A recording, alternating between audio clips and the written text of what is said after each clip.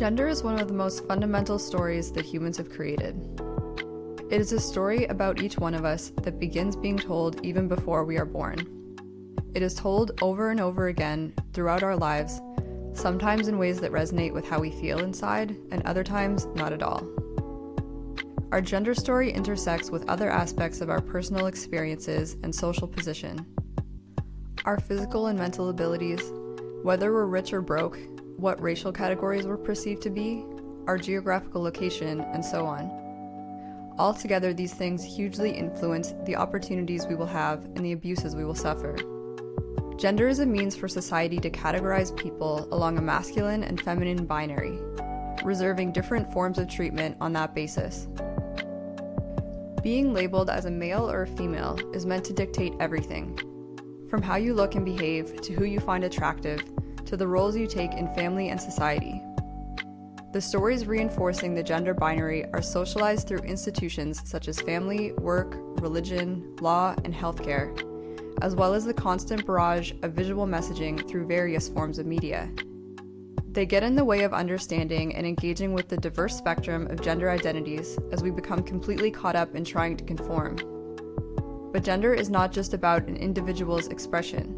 It's not simply a choose-your-own-adventure kind of human experience.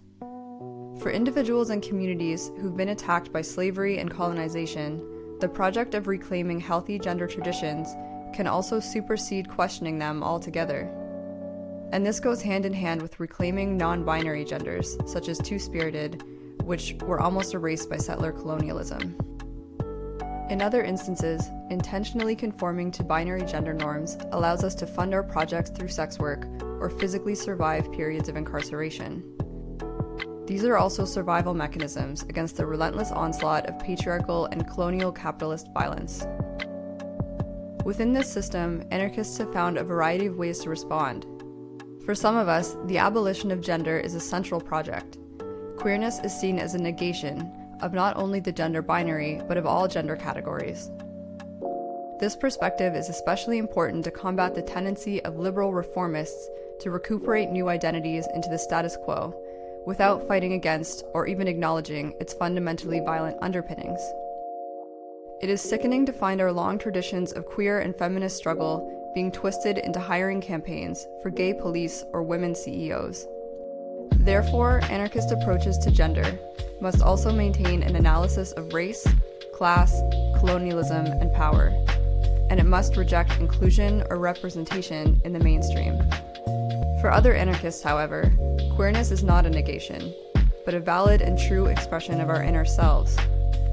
Creation and experimentation with gender is meaningful and beautiful, and even masculinity and femininity are important aspects of this.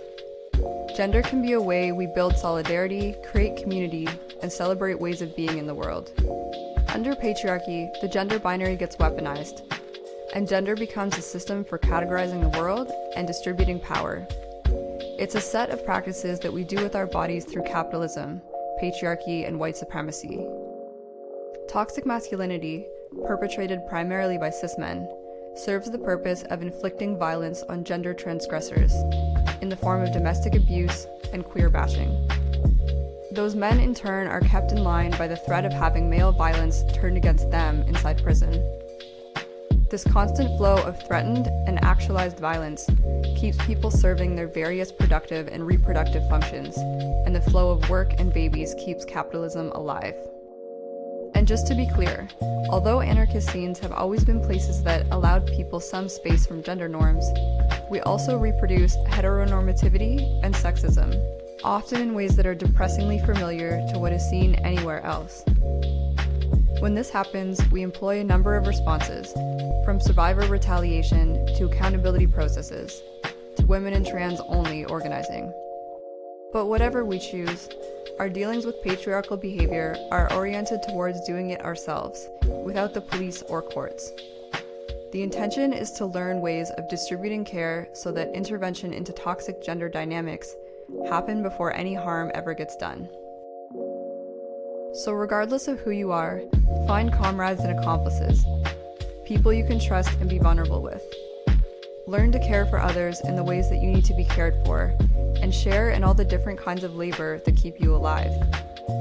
The fight to reclaim the telling of your own gender story will be a struggle that may last your entire life. Don't do it alone.